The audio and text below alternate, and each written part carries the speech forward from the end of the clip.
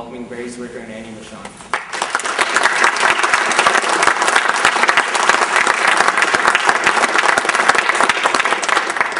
Now, what I would like to do, what we agreed to do, is to find out first from you people where you stand on 9/11, what your take is about the events of 9/11. And so what I'm going to do is just give you 4 choices. They pretty well cover the waterfront as far as ideas about 9/11 are concerned. I'll give you 4 choices and then ask for hands up on each choice after I give them. So the first take on 9/11 would be what you might call the official story that 19 crazed Muslims outsmarted all of the U.S. intelligence and military and diplomatic and political establishments and carried off 9/11.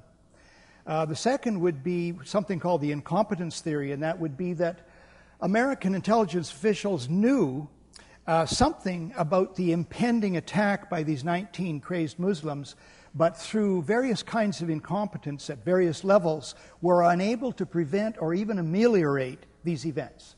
That's the second choice. The third choice is that American intelligence knew a lot about this, but deliberately decided to allow the attacks to go ahead anyway in order to benefit whatever political goals the White House had at that time. And those first 3 have something in common. They all posit that there were, in fact, 19 crazed Muslims who did this. The fourth choice, which you could call the inside choice or made it happen on purpose theory, is that, in fact, the whole thing was planned and executed at the highest levels, and it was an inside job. So those are the 4 choices. So now I'm going to ask for hands up. You have to be honest or there's no point. How many people here believe what we have officially been told about the events of 9/11? Which one? The official story of 9/11 that 19 crazed Muslims... Number 1. That's number 1, yeah, that's what I'm asking for a hand up. Yeah. Well, we're having no hands on that one, which is not that uncommon these days. Second choice is incompetence is the basic explanation. So how many people believe that that, in fact, explains the events of that day, that there was incompetence? Yeah, so... There's a dozen of us. How many people here believe that it was allowed to happen on purpose? Which is another, about almost identical. And so finally, how many people here believe that it was an inside job? Okay. That's about 20. So we have 0, 12, 12, and 20, which is a good spread. Mm-hmm. And that gives us all a chance of knowing where we're at, and we can proceed accordingly. The questions that I've prepared for Annie I'm just going to group them into 3. First is spies and spying. By the way, Annie hasn't heard these questions. We offered to show them to her, and she said she didn't need to see them. And we all agreed it's more refreshing to have... an unrehearsed conversation here. So we hope.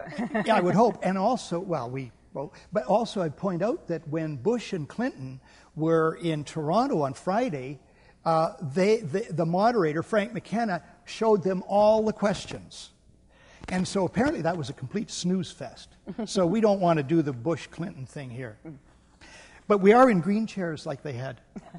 We're not charging $200. And we're not charging $200, $300, $500. So the first section of questions would be about spies and spying, and Annie knows a tremendous amount about that. Second is false flag operations in general, but 9/11 in particular. And the third is the big picture and what might we expect, what does Annie feel that we'll see for the future. So will you first just sketch out, we have 50 minutes here, maybe 45 now. Okay. How did you come to be in the spy world? Well, I sort of fell into it by accident. I never wanted to be a spy or even thought about being a spy. After I graduated from university, I applied to a publishing house and started a career there, and then just found it slightly underwhelming. So then I applied to become a diplomat. I sat the Foreign Office exams in the UK, and then had a letter on Ministry of Defence headed notepaper, which said, "We may have other jobs you find more interesting." And that freaked me out. I mean, I immediately thought, my God, it's MI5. And I was really, really frightened. I mean, what do they want with someone like me? My father, however, was with me when I opened the letter, so it's all his fault, as I always say, but he was a real spy buff, and he was also a journalist, so he was agog to find out if it was indeed MI5. So he said, oh, go on, just ring this telephone number, please, please, see what it is. And about a month later, I found myself in an unmarked office block in central London, being interviewed very intensively about my life from the age of 12. And then it took about 10 months to recruit me. It was a very intensive process, many, many interviews, role plays, assessments, interviews with psychiatrists, senior intelligence officers, that type of thing. And it went on for months, and there was also the vetting process. And because it's MI5, you always think they know everything about you already. So you just throw everything at them, and they still wanted me back.